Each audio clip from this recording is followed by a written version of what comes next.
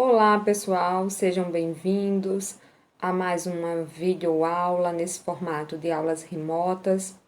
Professora Laís, na disciplina de língua inglesa. Hoje, nós vamos adentrar mais nas questões que envolvem o nosso livro didático. Então, a gente vai começar a ler uns textos, a tentar compreendê-lo, sempre com o auxílio do material de vocês, para que fique mais fácil a nossa comunicação. Portanto, eu convido vocês a ficarem de posse do livro enquanto me acompanham nessa nossa conversa. A nossa fala de hoje será a partir das páginas 8 e 9 do livro de vocês. Quando vocês abrirem essas páginas, verão exatamente essas mesmas imagens. E é sobre essas imagens que nós vamos introduzir o conteúdo e que também será feita a atividade de vocês. A atividade desta semana parte da interpretação dessas duas imagens. Todos nós sabemos que quando há um recurso visual, a gente deve explorar ao máximo, tanto em língua portuguesa, muito mais para uma língua estrangeira. Então, caso o professor, em outra situação, se encontre textos, anúncios, cartazes em uma língua estrangeira, o que nós vamos fazer é explorar todo o recurso verbal, que são as palavras, e não verbal, que no caso aqui são as imagens. Nós não temos ainda nenhum título, nenhuma legenda, então nós vamos explorar essa imagem ao máximo. Vamos começar pela imagem da esquerda. Vamos começar pela imagem dessa moça. É uma moça que facialmente ela demonstra um desequilíbrio, né? Ela não tá com as sobrancelhas relaxadas. Ela tá com as sobrancelhas arqueadas. Isso significa que ela não tá muito feliz com alguma coisa. E ela faz também um gesto com a boca que há de se perceber que ela parece estar com desconfiança, né? Enquanto do lado direito a gente também tem esse rapaz que olha assim para cima, né? O olhar dele é como se estivesse bastante pensativo. Isso também é confirmado, né? É corroborado pelos sinais de interrogação. Vejam que ao redor da cabeça deles está cheio de dúvidas, cheio de interrogações, né? Esse sinal de interrogação quer dizer que a pessoa está se fazendo perguntas. No fundo da imagem, ao fundo da imagem, a gente percebe um outro recurso que vai nos ajudar bastante, que é essas listinhas pretas, cheias de números. Vocês já conhecem muito bem, são os códigos de barra. Esses códigos de barras vêm geralmente em produtos ou então em contas para pagar. Então, a gente vai explorar ao máximo essas duas imagens para que possamos responder estes questionamentos a seguir. Esses questionamentos, a maioria vai estar no livro de vocês, mas eu acrescentei alguns outros questionamentos, então vocês vão perceber que no livro de vocês, por exemplo, tem a questão 1 e 2, mas a 3, a 4 e a 5 não tem. Vocês devem ainda escrever a pergunta e colocar a resposta de acordo com o seu entendimento. No slide anterior, nós vimos apenas as imagens, mas se vocês estão me acompanhando pelo livro didático, perceberam que acima das imagens tem um título. Observe o título da unidade. O título é essa parte superior em negrito que diz To buy or not to buy? To buy or not to buy? Nós vamos trabalhar sempre para não fazermos uma tradução direta e literal no início das nossas aulas. Porque eu quero que todos nós trabalhemos em conjunto e que a gente perceba que é possível construir um entendimento e uma compreensão sem fazer tradução direta toda hora. Às vezes vai ser bastante necessário, mas quando a gente puder não fazer essa tradução direta, nós vamos partir de outros recursos. A questão de número 1 diz o seguinte: como você interpreta esse título? Justifique sua resposta. Eu gostaria de chamar a atenção de vocês que a questão número 1 não está pedindo para que o título seja traduzido. Não pergunta o que é que diz o título. Traduza o título. Ele pede para que você interprete.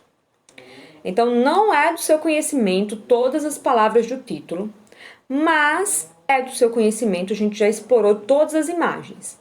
Então, você pode fazer uma relação das imagens com o que você acha que está no título e responder como é que você pensa que esse título pode ser interpretado. Como você pensa que pode ser colocado esse título. Não uma tradução direta. É só uma forma de vocês fazerem previsões do que pode ser o título. Na número 2 diz: o que parece estar passando pela cabeça dessas pessoas? Nós já observamos que tem um recurso gráfico, que é o sinal de interrogação, que pode nos ajudar para responder esse questionamento. Então, vamos nos apegar a tudo que nós já comentamos. A questão seguinte nos diz: o que os códigos de barra ao fundo parecem sugerir? O que é que vocês acham que eles querem indicar, o que eles querem sugerir? 4. O que a expressão facial dos jovens indica? Que eles estão felizes, que eles estão tristes, eles estão preocupados? O que você acha que essas expressões querem nos dizer, querem indicar? E na questão 5 diz: no que você pensa antes de fazer compras? 2 dessas perguntas vocês vão encontrar na página 8 do livro didático de vocês. E as imagens nas páginas 8 e 9. Então, podem explorar. Se vocês perceberam, abaixo do título To Buy or Not to Buy, eu tenho outra frase. Eu trouxe essa frase aqui para vocês porque é uma frase bastante conhecida. É uma frase amplamente difundida por ser um clássico mundial, que diz: To be or not to be? That is the question. Essa frase aí, ela é do famoso Shakespeare e foi escrito em Hamlet. Se você não lembra quem é Shakespeare, se você não lembra qual foi essa obra Hamlet, você pode ter conhecimento desse famoso verbo da língua inglesa que volta e meia os alunos se incomodam e me perguntam: ô professora, eu vou estudar o verbo to be do 6º ano até o 3º ano, por que a gente só estuda o verbo to be? Esse famoso verbo to be é um verbo realmente bastante utilizado na língua inglesa, mas a gente não explica só esse verbo. Por exemplo, a gente utiliza uma lista de 20 verbos por semana para que amplie o vocabulário, mas é muito comum que os alunos, os aprendizes, se apeguem muito a esse verbo. Então, se você lembra desse danado, desse verbo to be, você vai saber que to be or not to be é parecido com to buy or not to buy. Exatamente. Esse título da nossa unidade faz uma correlação com um texto que já existe. Isso é um recurso bastante utilizado em línguas, tanto em uma única língua, por exemplo, textos em português que conversam entre si, quanto em línguas diferentes, como é o caso daqui, né? São 2 textos em língua inglesa que eu estou conversando com vocês aqui em português. To be significa ser ou estar. O not, com certeza você sabe, significa não. e to be, ser ou estar. A pergunta que Hamlet se fez lá no texto é ser ou não ser? Eis a questão. To be or not to be? That is the question.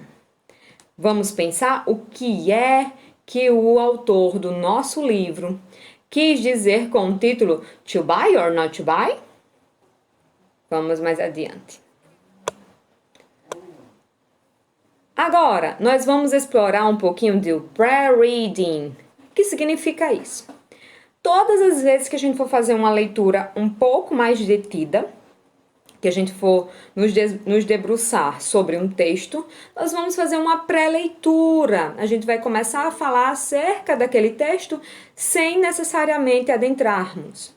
Então, as perguntas que seguem têm relação com o texto que nós vamos abordar nas próximas aulas, para que a gente possa fazer uma previsão. Essas perguntas constam na página 10 do livro didático de vocês. E elas estão em inglês, do jeito que eu coloquei. Vocês podem responder em português também, tá? Caso se sintam mais à vontade. Mas eu vou fazer a pergunta em inglês e também já vou traduzir para vocês. A pergunta do número 6 diz: Do you like shopping? Do you like shopping? Tenho certeza que vocês sabem muito bem o que está perguntando, porque todo mundo utiliza esse recurso de like. E quando se fala de shopping, a maioria das pessoas compreendem. A pergunta Do you like shopping quer saber se você gosta de comprar. Você curte comprar? What kind of thing you do like to buy? Quais são os itens, quais são os objetos, as coisas que você gosta de comprar? Tem gente que gosta muito de comprar roupas. Outras pessoas gostam muito de comprar acessórios. E você? Você gosta de comprar? Quais são as coisas que você mais gosta? Pergunta de número 7. Do you think people should buy whatever they want whenever they want? Você acha que as pessoas deveriam comprar o que elas querem, quando elas quiserem, tudo o que elas quiserem, quando elas quiserem? Sim ou não? E justifica. E por último, diz: Do people always buy what they really need? Or do they buy things influenced by others? As pessoas sempre compram o que elas realmente precisam, o que elas realmente necessitam, ou algumas vezes elas são influenciadas por outras pessoas. E aí você vai justificar a sua resposta com exemplos. Pessoal, com toda essa leitura, vocês já devem ter percebido que o nosso título quer falar sobre shopping, compras. Muito bem, o nosso título, To buy or not to buy, quer dizer comprar ou não comprar. Perceberam que nós poderíamos fazer essa interpretação sem necessariamente ir logo ao dicionário? Então, esse recurso a gente vai usar várias vezes. Para finalizarmos a nossa conversa de hoje, nós vamos concluir o nosso primeiro conteúdo. Nesse primeiro conteúdo, na nossa primeira fala, nós vamos falar um pouquinho sobre consumismo. Esse ato de comprar ou não comprar. O que é que eu levo em consideração na hora de consumir? Nesse momento atual em que nós estamos, esse é um assunto bastante importante. Eu quero? Eu preciso? Eu posso? Eu devo? Eu mereço? Vou usar? Vale a pena? Essas questões sobre consumismo irão permear as nossas próximas conversas. Por hoje, pessoal, a nossa conversa é essa. Vocês irão copiar as perguntas e respondê-las. Logo após, me enviarão no privado, como normalmente é feito. Thank you, take care.